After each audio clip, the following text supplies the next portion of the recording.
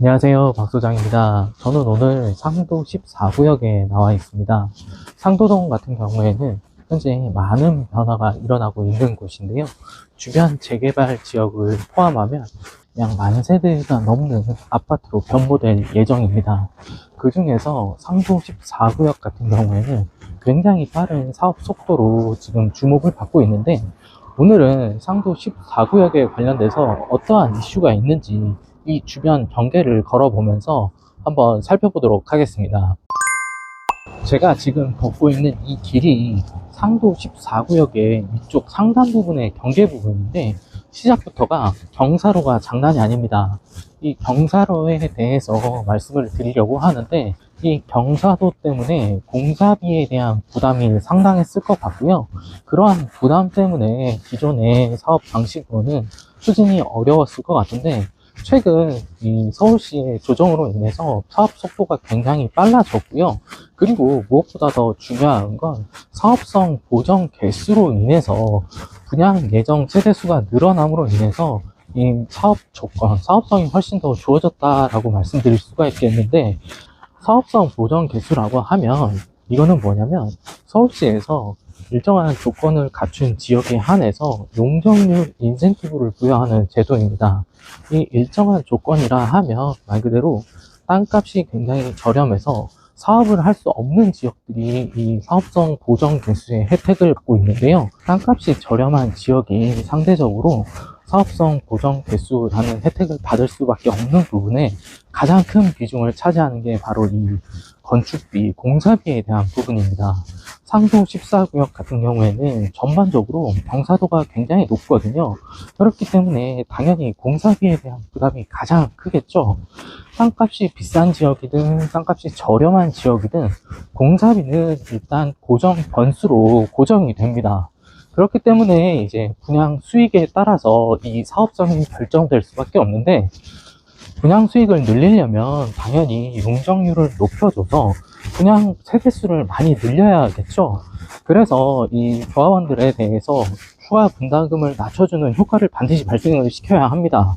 그런 부분에서 이제 사업성 보정 개수라고 하는 게 서울시에서 발표를 했는데, 서울시에서 부여한 용적률 인센티브에 대한 효과로 인해서 약 50여 세대의 일반 분양분이 늘어났단 말이에요.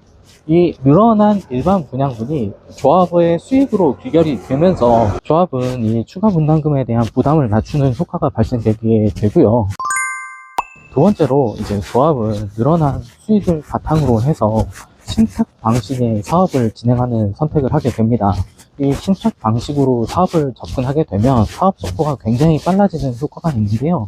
보통 이제 신탁 수수료가 1%에서 3% 정도 발생하게 되는데, 그 비용을 지불하고서라도 사업 속도를 빨리 함으로써 일반 분양분이 많지 않다라는 이 단점을 극복할 수 있을 거라고 생각이 되는데요.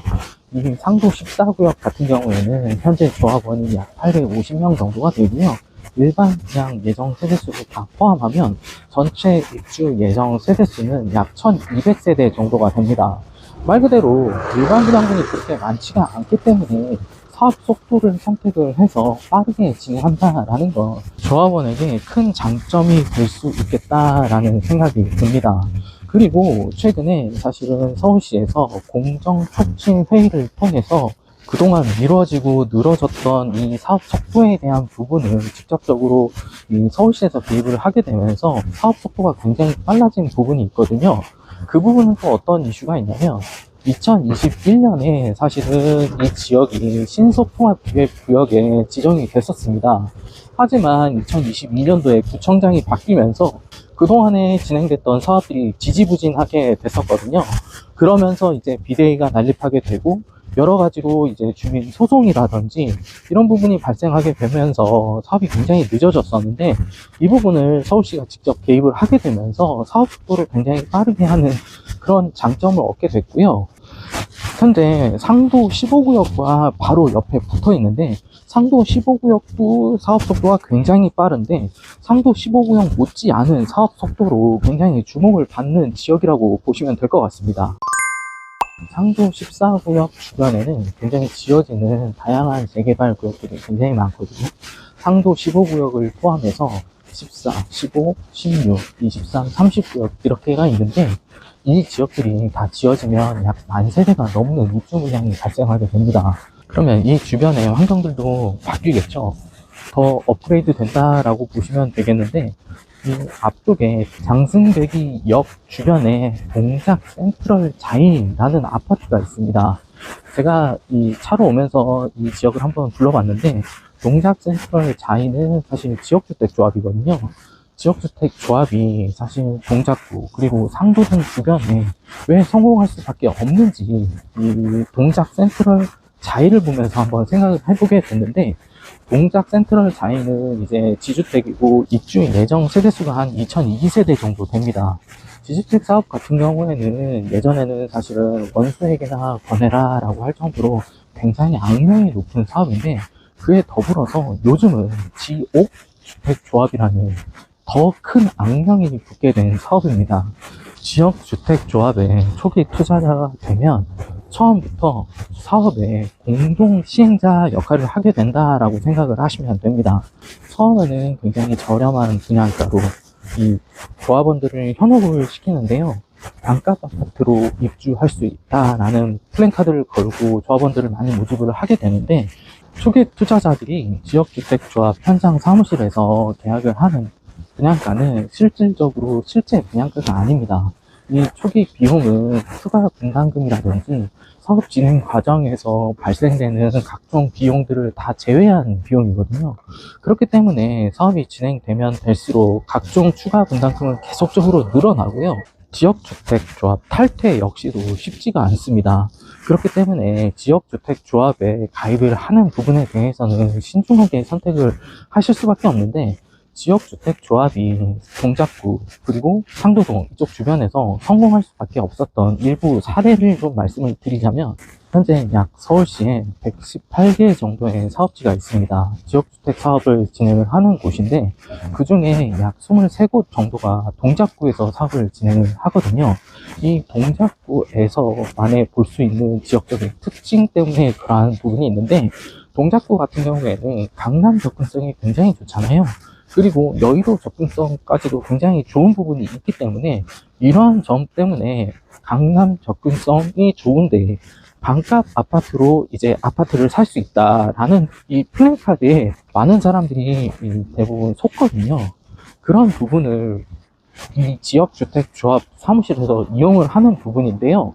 그래서 사실은 지역주택조합에서 초기 투자자의 투자 비용을 모두 홍보 비용이라든지 광고 비용에 쓰게 됩니다.